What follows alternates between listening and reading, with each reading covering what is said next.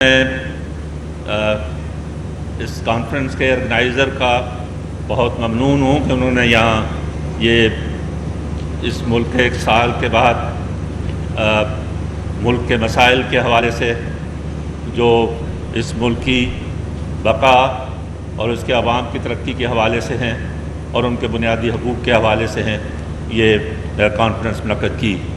جناب یوسف رضا گیلانی صاحب اور اسٹیج پہ بیٹھے ہوئے ہمارے دیگر پولیٹیکل لیڈرز اور انہی سے پہلے تو جو انہوں نے اپنا ایک چارٹر پیش کیا اس کانفرنس کے بعد، میں اس کی مکمل طور پر حمایت کرتا ہوں اور تمام وہ جو مطالبات رکھے گئے ہیں پولیٹیکل لیڈرز کے لیے، اور یہ سیشن پرٹیکولرلی انہوں نے اس حوالے سے رکھا ہے جو تمام کانفرنس کے باقی جو ہم نے 2 دن تک سیمینارز کیے ہیں اور مباحثے کیے ہیں، اس کے اوپر کہ پولیٹیکل پارٹیز کا اور پولیٹیکل لیڈرز کا رول کیا ہے اس سلسلے میں۔ انہوں نے بات کی ہے بنیادی حقوق کے لیے، فنڈامنٹل رائٹس کے لیے، تو میں سمجھتا ہوں کہ سب سے پہلا فنڈامنٹل رائٹ ٹو لائف ہے، اور جب ہم رائٹ ٹو لائف کی بات کرتے ہیں تو میں سمجھتا ہوں کہ تعلیم کے بغیر، روزگار کے بغیر اور رہنے کی چھت کے بغیر کوئی رائٹ ٹو لائف نہیں ہے۔ یہ کوئی رائٹ ٹو لائف یہ نہیں ہے کہ مجھے مقدمہ چلائے بغیر مجھے پھانسی نہیں دی جا سکتی۔ رائٹ ٹو لائف انسان کی ایگزسٹنس کا اور انسان کی ترقی کا رائٹ ہے۔ اس لیے جب ہم تعلیم کے لیے بات کرتے ہیں تو بعض چیزیں تو انہوں نے کہا ہے کہ جو ہمارے فنڈامنٹل رائٹس کے چیپٹر میں کانسٹیٹیوشن میں دیا ہوا ہے، لیکن بعض وہ بھی جو کانسٹیٹیوشن میں نہیں دیے گئے ہیں یا جن کے لیے لاز نہیں بنائے گئے ہیں، تو تعلیم کے حوالے سے تو آرٹیکل 25A دیا گیا، لیکن ہماری سپریم کورٹ نے ایک ججمنٹ میں 100 موٹو نوٹس لیا تھا، اور اس میں انہوں نے پاکستان کے تمام صوبوں کے اندر ڈسٹرکٹ ججز کو اپوائنٹ کیا تھا کہ وہ اپنے اپنے اضلاع کے اندر تعلیم کی صورتحال کے بارے میں بتائیں کہ ہمارے پرائمری اور سیکنڈری سکولز ان کی کیا حالت ہے۔ تو اس کو بھی اگر آپ دیکھیں تو ہزاروں سکول جو ہے وہ ہمارے سپریم کورٹ کی ججمنٹ کے ریکارڈ پر ہیں کہ جہاں گھوس سکول ہیں یا وہاں بڑے بڑے زمینداروں کے جاگیرداروں کی اوطاق بنے ہوئے ہیں، یا وہاں جو ٹیچنگ سٹاف ہے وہ گھوست ہے، اور آج بھی 2 کروڑ سے زیادہ بچے سکول سے باہر ہیں، کانسٹیٹیوشن کے فنڈامنٹل رائٹ ہونے کے باوجود اور سپریم کورٹ کی ڈائریکشنز کے باوجود 2 کروڑ 30 لاکھ بچے سکولوں سے باہر ہیں آج۔ تو یہ میں سمجھتا ہوں کہ سب سے زیادہ تو ہماری پولیٹیکل پارٹیز کا اور خاص کر پارلیمنٹری پارٹیز کا یہ رول ہے کہ کس طرح سے سپریم کورٹ کی ججمنٹ کو امپلیمنٹ کرائیں اور اپنے فنڈامنٹل رائٹ کی آرٹیکل 25A پر عمل درآمد کریں۔ جہاں تک ایجوکیشن اس کا ہیلتھ کا تعلق ہے تو آپ کو پتہ ہے کہ ہمارے ہاں ہیلتھ کے بارے میں تو ابھی تک فنڈامنٹل رائٹ بھی کے چیپٹر میں نہیں ہے،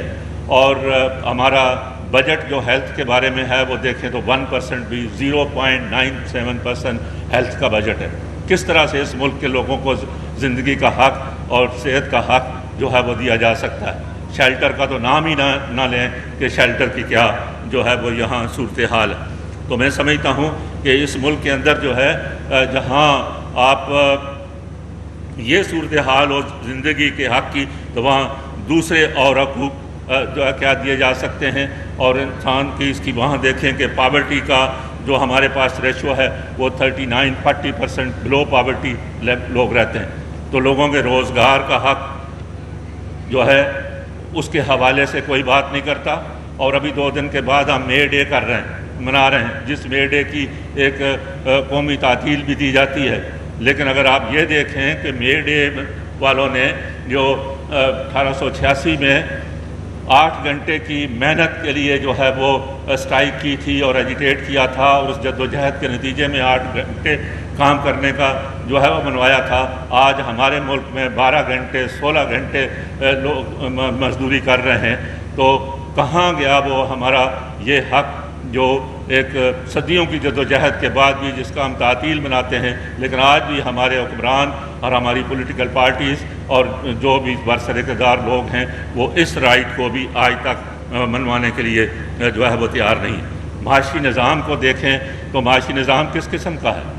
آج بھی اگر ہم بڑی زمینداری اور جاگیری باقیات میں رہ رہے ہیں، جو ہمارے مختلف سیشنز کے اندر جو ڈسکشنز ہوئی ہیں اس کو ذرا دیکھیں آپ کہ اس کے اندر آج بھی جو ہے وہ، اور پہلے تو یہ ہوتا تھا کہ وہ زمینوں کے ساتھ کچھ ہمارے جو ریٹائرڈ فوجی ہیں ان کو الاٹمنٹس کی جاتی تھی اور وہ ایک طرح کے پروٹیکٹر بن گئے ہمارے ایگزسٹنگ فیوڈل اور ٹرائبل سٹرکچر آف سوسائٹی کے۔ اور اب تو آپ دیکھیں کارپوریٹ فارمنگ ایکٹ آیا ہے جس کے ذریعے سے آپ نے 90 لاکھ ایکڑ زمین آپ فوج کو الاٹ کرتے ہیں اور وہ آگے ٹھیکے پہ دیں گے، کہ وہ آگے ٹھیکے پہ بین الاقوامی اور قومی کمپنیوں کو دیں گے۔ کدھر گیا اس ملک کا 53% جو رورل پاپولیشن ہے اور وہ کسان ہے، وہ ہاری ہے، وہ کھیت مزدور ہے، اس کی زندگی کے بارے میں کیا ہوگا؟ ہم سمجھتے تھے کہ ان سرکاری زمینوں کو کے اوپر اجتماعی کاشتکاری ہونی چاہیے، ان کو کلیکٹیو فارمنگ ہونی چاہیے، ان کے اوپر کوآپریٹو فارمنگ ہونی چاہیے، اسٹیٹ کی ذمہ داری ہونی چاہیے کہ کس طرح سے رورل پور کی زندگی کو بہتر کر سکیں، جس کے بارے میں کوئی ذکر نہیں کیا جاتا۔ آپ ذرا یہ دیکھیں اٹھا کے، ہماری کوئی ایگریکلچر پالیسی نہیں ہے اس ملک کے۔ جو اکنامکس کی بات ہو رہی تھی پچھلے سیشن میں، اس کے اندر آپ دیکھیں کہ ایگریکلچر کے بارے میں بالکل کوئی پالیسی نہیں ہے۔ لینڈ ریفارمز کو جو چھوڑ دیں، پالیسی کوئی نہیں ہے۔ آپ ذرا لاہور سے اوپر، وزیر آباد سے اوپر اپ کنٹری میں آپ دیکھیں تو اسکیٹرڈ زمین ہے، کنسولیڈیشن آف لینڈ بھی نہیں ہے اسمال لینڈ ہولڈرز کی۔ تو کوئی کمٹمنٹ ہمارے حکمرانوں کی اس ملک کے اندر زرعی اصلاحات کے لیے یا زرعی پالیسی کے لیے یا زرعی جو ہے وہ صورتحال کو یا رورل پور کی زندگی کو بہتر کرنے کے لیے کوئی نہیں۔ مسن پسنگ کے اوپر ہم نے پورا سیشن کیا۔ ہم نے جب وکالت شروع کی تھی، فاروق نائک صاحب ہمارے سینئر تھے، اور اس وقت جب اگر کوئی آدمی گرفتار ہو جاتا تھا تو ہم کہتے تھے کہ یار 2-4 دن دیکھ لو، چھوڑ دیں گے سیاسی کارکنوں کو۔ لیکن اس کے بعد کیونکہ اگر ہم پٹیشن فائل کرتے تھے تو اس کا یہ جواب آتا تھا، کسی بلائنڈ FIR میں اس کی گرفتاری شو کر دیتے تھے کہ بکری چوری میں پکڑا گیا، کسی کا اغوا میں گرفتار ہو گیا تو بلائنڈ FIR میں اس کو مقدمے میں انوالو کر دیتے تھے۔ لیکن اب تو کہتے ہیں ہے ہی نہیں، مسنگ۔ پروونشل گورنمنٹ کہتی مسنگ، فیڈرل گورنمنٹ کہتی مسنگ۔ اگر ہم ڈیفنس سیکریٹری کو بھی کورٹ میں بلاتے ہیں تو مجھے تو جتنی پٹیشنز فائل ہوئی ہیں اس میں ڈیڈ باڈیز ملی ہیں، کہ آخر میں آ کے ڈیڈ باڈی ملتی ہے، کوئی بندہ نہیں ملتا۔ اور یہ مسلم پرسن کا، ہمارے کل لا منسٹر صاحب کہہ رہے تھے کہ اس کے لیے مذاکرات کی ضرورت ہے۔ میں سمجھتا ہوں مذاکرات تو بہت ضروری ہیں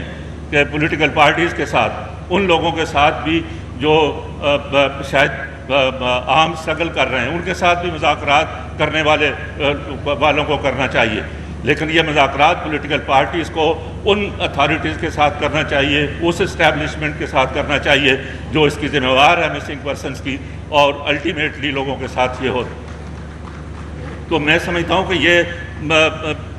بہت سارے ایشوز ہیں۔ پریزنٹ الیکشنز کو آپ نے دیکھ لیا کہ بھائی کس طرح سے ہوئے ہیں۔ الیکشن ریگنگ ہوتی تھی، اب تو آکشن ہوتا ہے، اب تو الیکشن آکشنز ہوئے جو یہاں پر لوگ سارے رپورٹس کر رہے ہیں۔ تو میں یہ سمجھتا ہوں کہ یہ چیزیں، اب میں صرف 1 منٹ آپ کا لوں گا کہ یہ جو ججز کا مسئلہ آیا، بعض لوگ کہتے ہیں کہ جو 6 ججز نے ہمارے سپریم کورٹ کے، اسلام آباد ہائی کورٹ کے ججز نے خط لکھا۔